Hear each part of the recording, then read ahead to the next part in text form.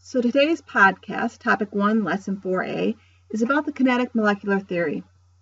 And in order to understand the kinetic molecular theory, I'd like to take us back and refresh our memory about the phases of matter and gases, liquids, and solids.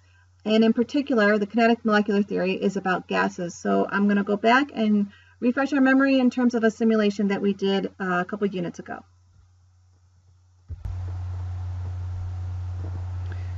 So this is the simulation in terms of phases of matter that we did a couple of units ago. Just to refresh your memory, we can have it be a solid, a liquid, or a gas. And since we're doing the kinetic molecular theory, which deals with gases, we're going to keep it on the gas phase.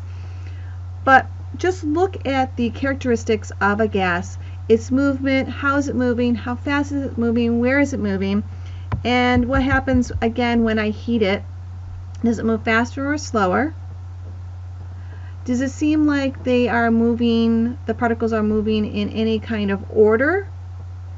And does it seem like there is a path that they are taking? Are they taking curved paths, straight paths?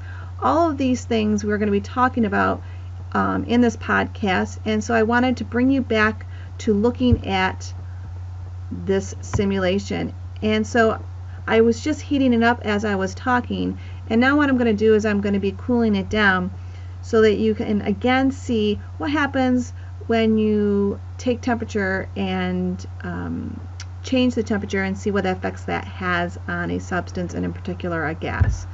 So here we go. We're going to go on and talk about kinetic molecular theory, but remember the simulation as we do so.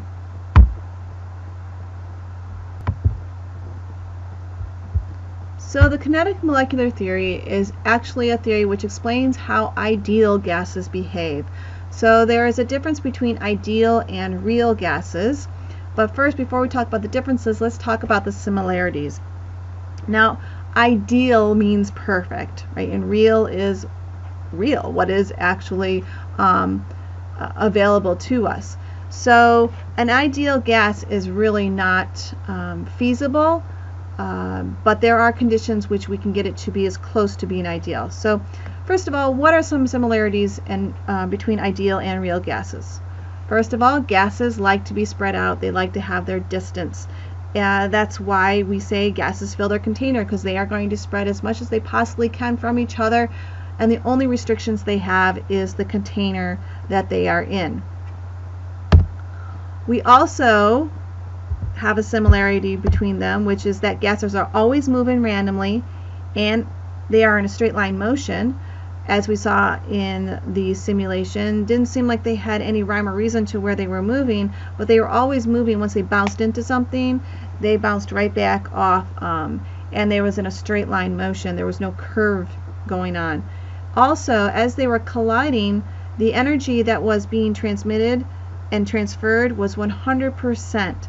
In other words, when one particle bounced onto another, it gave its energy to that particle, but then that particle gave its energy back. And there was no loss of energy. It was transferred from one to another.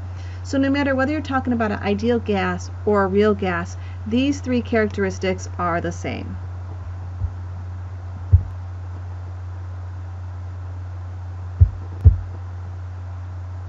So the differences in the kinetic molecular theory, what they say is the difference between an ideal and a real gas.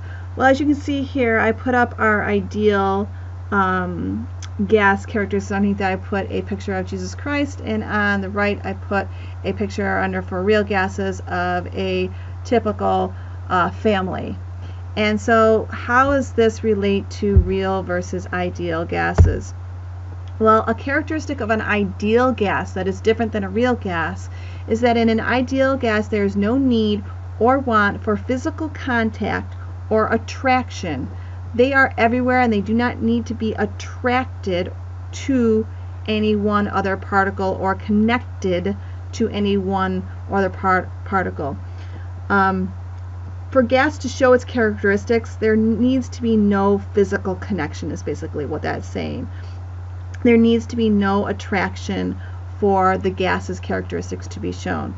Whereas in a real gas or in our typical family, there is a need or a want for some physical connection and some physical contact. And there's an attraction or a bonding that occurs between particles in a real gas, or between, as my analogy, between the family. There is some kind of connection there, no matter what. So another difference is that in an ideal gas, there is no volume, or the volume is negligible. It takes up little to no physical space, which is hard to fathom, but again, I'm using Jesus Christ as an analogy in here, if you will. The effect of the gas is the same without a physical presence. You don't have to have that physical presence there, or that physical matter there, in order to have a presence, for that gas to have a presence, if it's ideal. Whereas on the other hand, real gases, they have volume, and they have to take up space, and they have to have a physical presence in order for their effect to be felt. So summary: ideal gases, the effect is without a physical presence, whereas in a real gas, the effect is because of the physical presence that takes place. So those are two major differences between an ideal gas and a real gas. So who behaves most like an ideal gas? So in our world, I was thinking Saint Mother Teresa, or our saints. Who are people who would show an ideal gas? They are people, but they are ideal in that, and especially now, their physical presence doesn't need to be present in order for us to have that effect that they have on us. So their physical presence is not needed. There's no volume is needed. They don't take up volume, they don't take up space, but their presence, their effect is shown. I also thought of an infant, because in infants, presence, physical presence, does not have to be shown in order for them to have an effect immediately. And when they are born, and they do have that itty bitty, because they're so teeny tiny, small physical presence, they do still have a huge effect, even though their physical presence is so tiny. Their effect is great. So with this, who behaves most like an ideal gas? It is the elements that are hydrogen and helium. They have a very small mass, and it's because of that small mass that they take up such little space, and they have such little volume, but they still are going to have a major effect. It's just their volume of their gas is very small compared to the effect that they actually instill.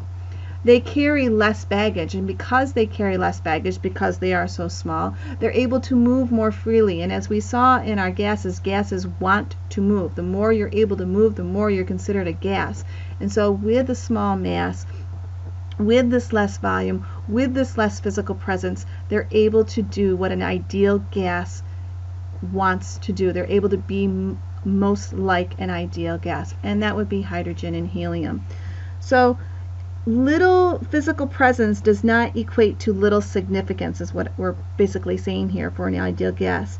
And in fact, for an ideal gas, the smaller the physical presence, or focus on physical presence, the more ideal the gas actually is.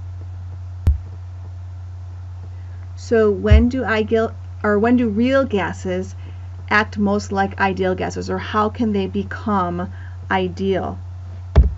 Well, we have a simulation, I don't want to say simulation, maybe a visual over here on to the right, where you can see one box, the gas is contained, it's the same volume, right? But the gas is contained on the left into the same volume as the gas on the right, but there's only two gas particles on the left, and they're moving a lot faster than those on the right. On the left, they're under a high temperature.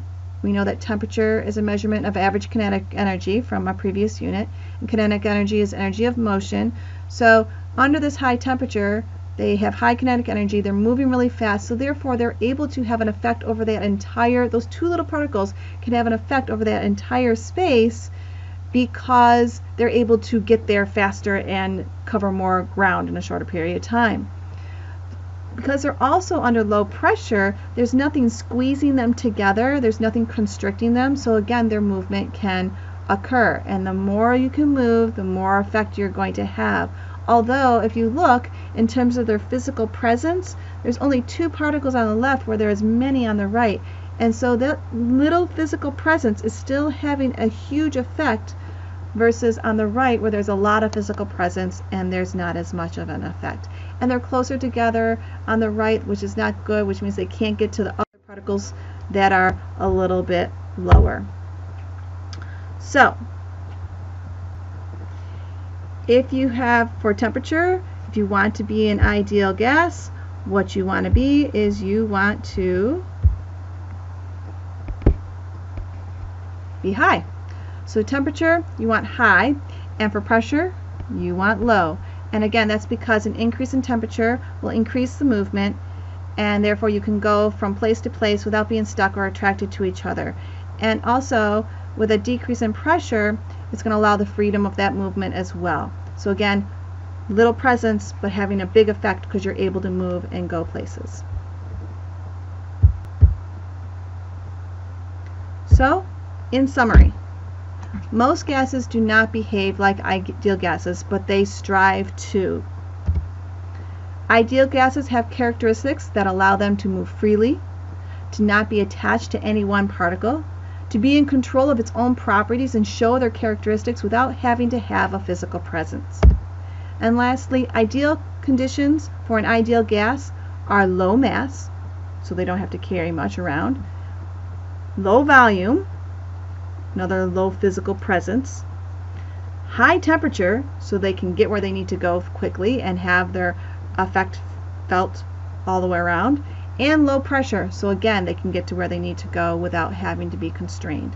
So ideal conditions, low mass, low volume, high temperature, and low pressure. So this concludes our podcast on kinetic molecular theory, and our next podcast will be about the gas laws.